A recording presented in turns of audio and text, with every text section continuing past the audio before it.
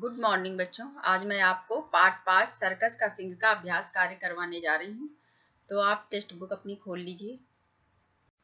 अब का नंबर पर देखिए, पंक्तियों को पूरा करो।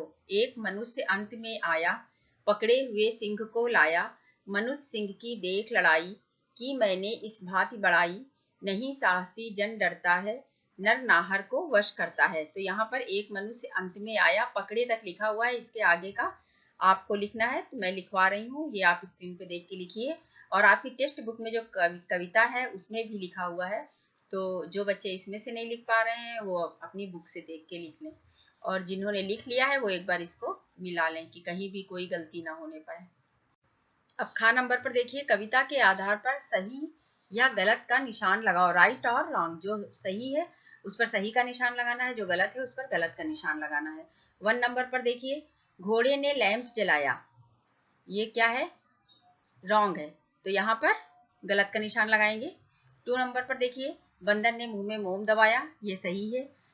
3 नंबर पर देखिए, तोते ने तोप चलाई, ये भी सही है। मनुज और सिंह में सिंह जीता, ये गलत है।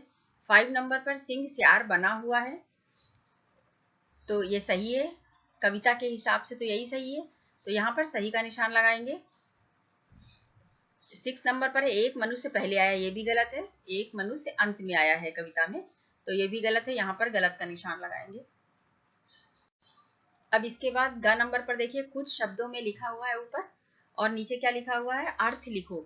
1 नंबर पर क्या है, नर नाहर को वश करता है। इन पंक्तियों का आपको अर्थ लिखना है। तो यहाँ पर क्या होगा, मनुष्य सिंह को बंदी बनाकर अपने निर्देशों पर चलाता है। नंबर 2 पर है, किंतु सियार ये बना हुआ है, इसका क्या अर्थ होगा, सिंह बहुत डरा सहमा है। नंबर 3 पर क्या है, नहीं कभी स्वच्छंद रहा है, इसका अर्थ क्या होगा, सिंह कभी अपनी इच्छानुसार कुछ नहीं कर सका है। अब यहाँ पर देखिए, आप कविता के बारे में यहाँ पर लिखा हुआ है और पूछा क्या गया है, कविता में आए एक जैसी लय और तुक वाले शब्द लिखो, जैसे घोड़ा घोड़ा।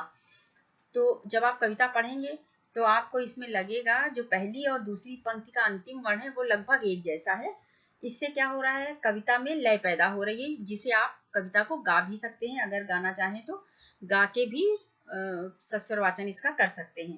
ठीक, तो अब यहाँ पर क्या पूछा गया है, कविता में आए एक जैसी लय और तुक वाले शब्द लिखना है। तो सबसे पहले क्या दिया हुआ है, सपाटा। सपाटा का क्या होगा, काटा। बैठा, ऐठा। सलाई, चाई।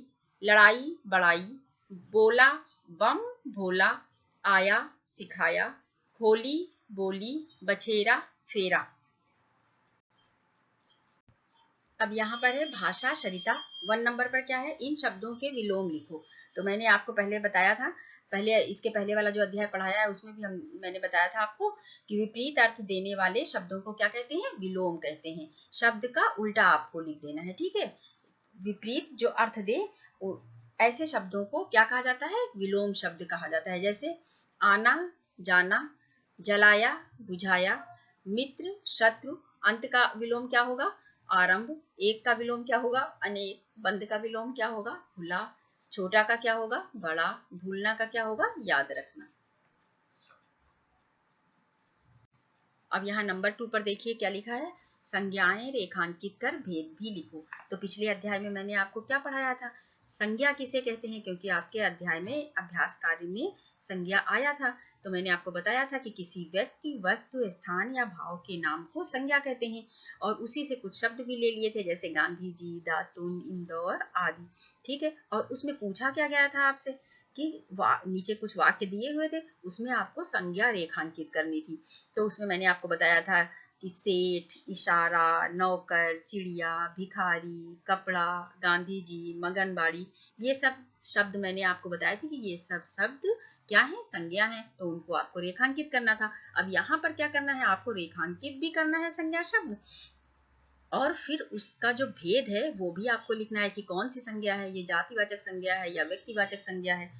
तो पहले सबसे व्यक्तिवाचक संज्ञा किसे कहते हैं, किसी विशेष व्यक्ति, वस्तु, स्थान के नाम को व्यक्तिवाचक संज्ञा कहते हैं। जैसे कृष्ण, दिल्ली, हिमालय आदि। पेज नंबर 46 पर आप देखिए लिखा हुआ है आपकी।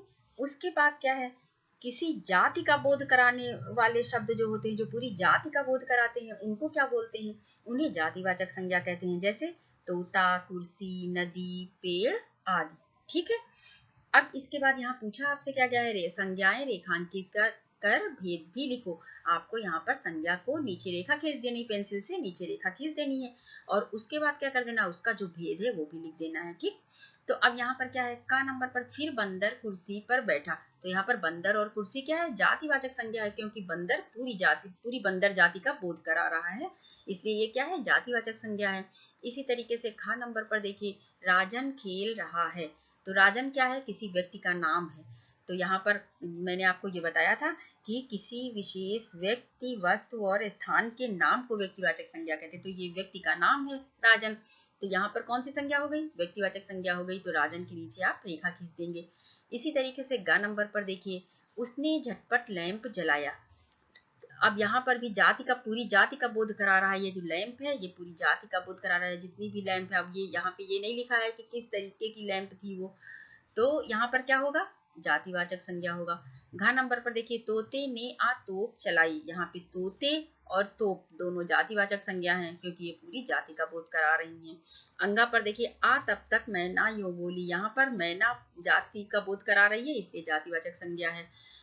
4 नंबर पर देखिए, वे चिरगांव में रहते थे। अब ये किसी स्थान विशेष का नाम है, तो यहाँ पर क्या आएगा, व्यक्तिवाचक संज्ञा आएगी। अब पेज नंबर 47 पर आप देखिए, लिखा है सब्जेक्ट इनरिचमेंट एक्टिविटीज, विषय संवर्धन गतिविधियां। ठीक है। तो अब यहाँ पर जो ऊपर वाली कविता है वो तो आप याद कर लीजिएगा, और जो नीचे वाला है वहां पर क्या लिखा हुआ है, सर्कस में कलाकार पशु पक्षी सभी तरह तरह के करतब दिखाकर दर्शकों का मनोरंजन करते हैं, पर सबसे ज्यादा मनोरंजक होते हैं जोकर के करतब।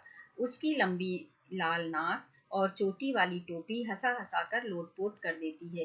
दिए गए बिंदुओं को जोड़कर जोकर को पूरा करो और उसमें रंग भरो। यहाँ पर ये दिया गया है, तो आपकी टेक्स्ट बुक में है पेज नंबर 47 पर। वहां पर आपको क्या कर देना है, जोकर बना हुआ है, बिंदु बने हुए हैं, पेंसिल से उन बिंदुओं को पूरा जोड़ देना है, और उसके बाद उसमें कैसे कलर भरना है, गहरे एवं चमकीले रंग भरे। ठीक है। तो उसमें गहरे और चमकीले कलर के रंग भर देना है, ये आपकी एक्टिविटी है। ठीक है।